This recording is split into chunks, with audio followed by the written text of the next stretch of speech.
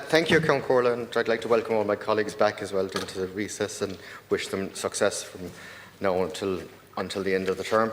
I noticed on my way here, I was listening to the debate, Minister, in my office while doing my constituency work, and I've listened to your speech. I noticed while I was entering the chamber, my name was taken and used by another colleague here, and some lines. I have to say, I do live rent-free when she's not playing the victim of somebody else.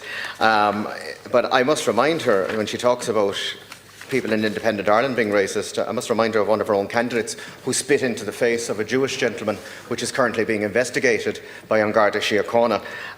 Well, in that case, not so long ago. I'm not mentioning the person, but it was a candidate from her party that participated in that. There was no independent Ireland candidate ever spit into anyone's face and made racist remarks to anyone. Only from the far left do we hear stories of that.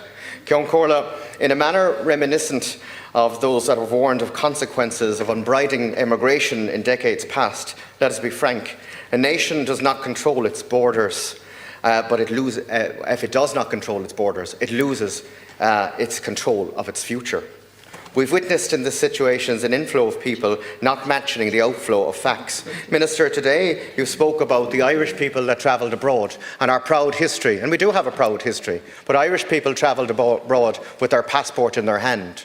Irish people who travelled abroad to America, to Canada, to Australia, travelled abroad not with the hand out, but looking for the hand up. Worked hard, diligently, never asked for anything. There's a big difference of a lot of the people that are coming into this country and what has been provided for them. So the argument that you make about our history, our proud history of immigration and migration, is a little bit different to the facts of what's happening today in this country. I have to say, Minister, when I hear you talk about all the good things, and I've heard many members today talk about all the good things, and I appreciate there are very good things. There are 95 languages spoken in Cork City in Apple computers in my constituency. I'm married to an immigrant. I'm married to a Spanish gentleman who lives here, who has actually become an Irish citizen actually since, but anyway. So I understand multiculturalism, I enjoy multiculturalism. What I don't enjoy is people entering our country without a passport, presenting themselves with no information, or us requiring no information about that.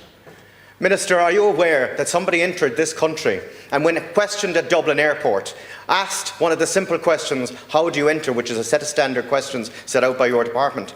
How did you enter? The answer replied was hot air balloon. Is that acceptable of anybody respectfully entering a country without a passport, without any identification, that could be so flippant and blasé about entering a nation while requiring accommodation from that nation, while requiring food from that nation and requiring subsistence from that nation? Be so flippant to use the phrase, I entered by hot air balloon. That's how I came into Ireland. That's unacceptable. That certain person, to my mind, should have been turned around and put in the plane back. That's the reality of it.